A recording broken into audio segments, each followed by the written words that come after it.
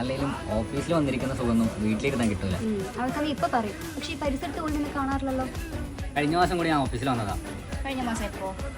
നീ കാണായിട്ടാ, ഞാൻ കഴിഞ്ഞ മാസം കൂടി ഓഫീസിൽ വന്നതാ. ചുമ്മാ പറയടാ.